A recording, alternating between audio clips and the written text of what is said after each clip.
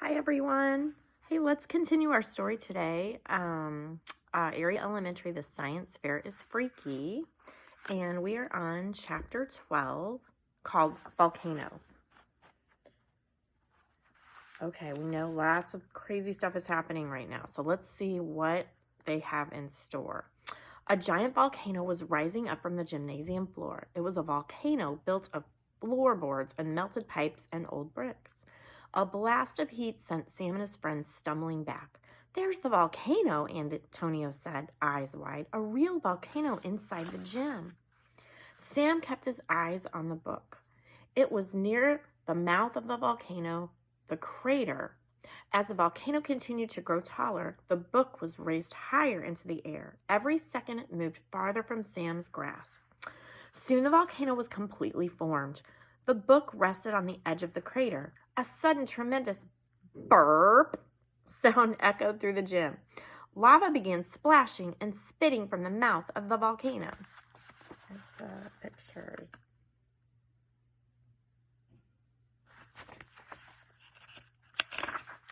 Sam's heart started to pound. The lava was made from the materials in his experiment: dish soap, baking soda, food coloring, and vinegar, but it was boiling and red hot. Cracks formed at Sam's feet. Lucy and Antonio jumped back as lava began to bubble up from the floor. We need to climb the volcano. We need to reach that book, Sam said. How do we fight a volcano? Lucy cried. Sam's eyes darted across the gym. Hanging near each doorway was a fire extinguisher. There were 3 in total. Grab those, Sam yelled to his friends.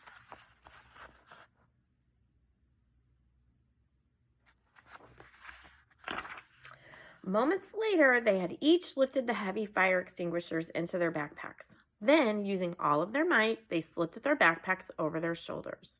They grabbed the nozzles and held them, ready to fire. Lucy squeezed the spray nozzle to test it. A stream of white foam burst out. That stuff looks like marshmallow fluff, Antonio said. Sam spotted the hall monitor's sash. It had fallen from his backpack during the chaos. He plucked it from the ground and slung it over his shoulder. Lava was rushing from the floor. Soon it would overtake them. He looked to his friends and said, "Fire!" Here's the pictures.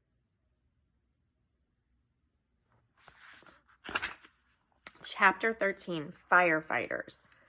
Sam, Lucy, and Antonio shot their fire extinguishers at the floor as lava bubbled up at their feet. The hot lava hissed and cooled as they blasted it. The marshmallow fluff stuff is working, Lucy exclaimed. You guys take care of the lava coming from these cracks, Sam said. I'm going to get the book. Sam charged up the side of the volcano before his friends could stop him, but it soon became a struggle to climb. Lava bubbled from the volcano's crater. The floorboards that formed the volcano were melting. Sam's heart pounded. It felt like his shoes were melting. One floorboard disappeared at his feet, and he leapt to the next. He had to jump from floorboard to floorboard before they turned into lava. Boy, that sounds pretty dangerous to me.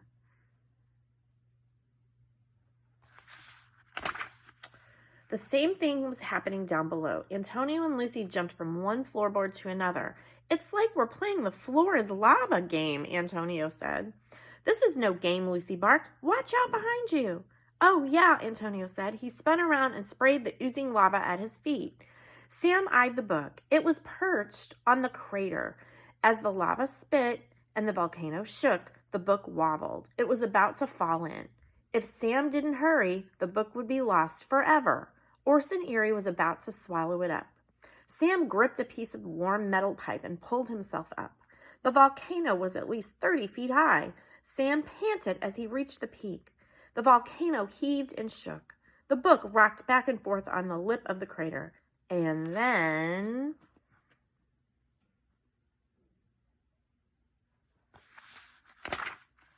it tumbled over the side into the volcano. No, Sam shouted. He lunged forward and jammed his hand into the mouth of the volcano. He snatched it at the last moment. The book was as hot as fire, but he held on to it with his hand. He yanked his hand out of the crater and stumbled back. Roar! The volcano began to shake. Sam peered down into the hot mouth of the volcano. Lava was bubbling and splashing and rising. The giant volcano, the volcano that is Orson Eerie, is furious. It lost the book again, and it won't stop until it gets it back, Sam thought. Lucy explained, Sam, this volcano is going to blow.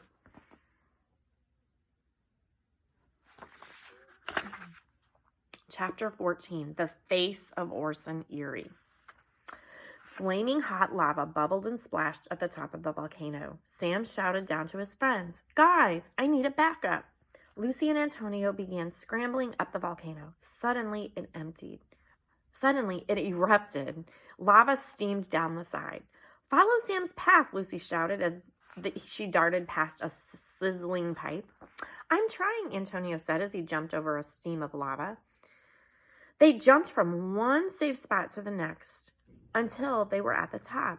There, they were able to steady themselves. Everyone, fire into the volcano, Sam shouted. Together, the three friends aimed their fire extinguishers nozzles and sprayed. Wow, it looks like they're going to put out the volcano. Thank goodness. The lava became covered in white foam. Steam poured off the lava. The volcano shook. The lights flashed on and off. It felt like the entire gymnasium was about to crumble around them. Finally, the volcano shifted and rocked. It was beginning to sink back into the ground. It's working, Lucy said. We're like real firefighters. Or volcano fighters, Antonio shouted, smiling. Right, Sam? But Sam didn't hear his friends. He was too busy staring into the bubbling lava. Sam saw something. A face. The face of Orson Eerie. And it was staring right back at him. The face seemed to be telling Sam that someday he would fail. It was telling Sam that he could not protect the school forever. Oh, it looks pretty spooky. I'll get kind of close up so you can see that. That's the face. Even though the room was hot, Sam felt a chill rush through his body. What is it, Sam? Lucy asked. Sam stared back at the red-hot face. Aim at the center of the lava. Now, he ordered. At once, the three friends blasted the spot where Sam had, for a brief moment, seen the face of Orson Eerie. Whoosh!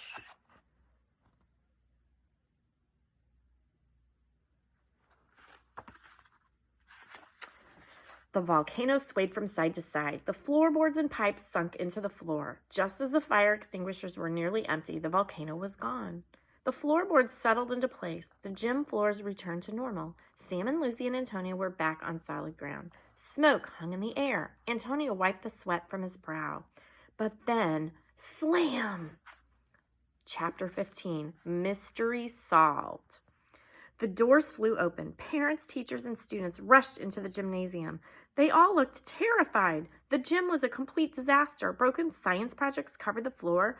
White foam dripped from everywhere. Sam, his mom cried out. Lucy, her parents yelled. Antonio, his father shouted.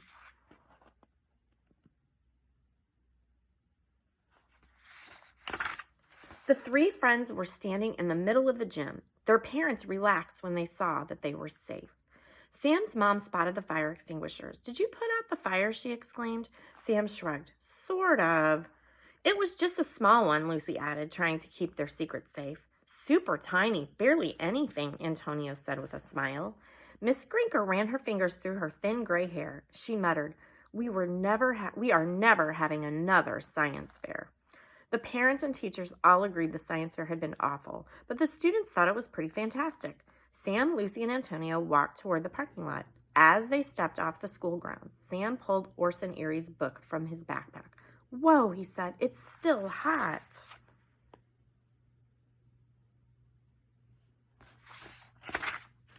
All of a sudden, Lucy's eyes lit up like a light bulb had gone off in her head. Let's see that, she cried. She yanked the book from Sam's hands and flipped it open. Look, guys, she exclaimed. There's writing on these pages. Huh? Sam asked. What do you mean? Yeah, we already looked and didn't find anything. You know that, Antonio added. My invisible ink project, Lucy said. I found that project in this book. And look, Orson wrote notes in here in invisible ink. Sam and Antonio both leaned in to get a closer look. Lucy said, the heat from the lava made the invisible writing readable, just like how it worked in my project. She flipped through the pages of the book. There was writing on all of them, hundreds and hundreds of words, and it was all in Orson Eerie's fancy, old-fashioned handwriting. That's why Orson was trying so hard to get that book back, Antonio said. It contains his secrets.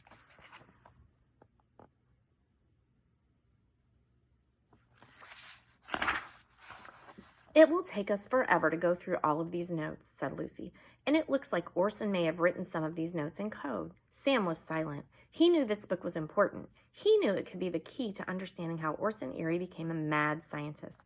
It could be the key to everything. Sam finally spoke up. Maybe, just maybe, this book will show us how to stop Eerie Elementary once and for all. And that is the end of The Science Fair is Freaky. And I'm going to read really quick just about the author and the illustrator. So it says, shh, this news is top secret. Jack Chabert is a pen name for Max Brailer. Max uses a made-up name instead of his real name, so Orson Eerie won't come after him, too. Max was once a hall monitor at Joshua Easton Elementary School in Reading, Massachusetts. But today, Max lives in a weird old apartment building in New York City. His days are spent writing, playing video games, and reading comic books. And at night, he walks the halls, always prepared for the moment when his building will come alive. Max is the author of more than 20 books for children, including the middle grade series, The Last Kids on Earth, and Galactic Hot Dogs. Actually, the Last Kids on Earth series is one that I really want to read. Sam Ricks went to a haunted elementary school. He's the illustrator. But he never got to be the hall monitor. As far as Sam knows, the school never tried to eat him. Sam graduated from the University of Baltimore with a master's degree in design. During the day, he illustrates from the comfort of his non-Carnibus home. And at night, he reads strange tales to his 4 children. All right, there's a picture of drawing of the author and the illustrator. So hopefully you really enjoyed this book, and this is, let's see, number 4 in the series. So I am going to plan on starting number 5, but we'll keep it a surprise on what it is until next time. So we will see you soon. Bye, everyone.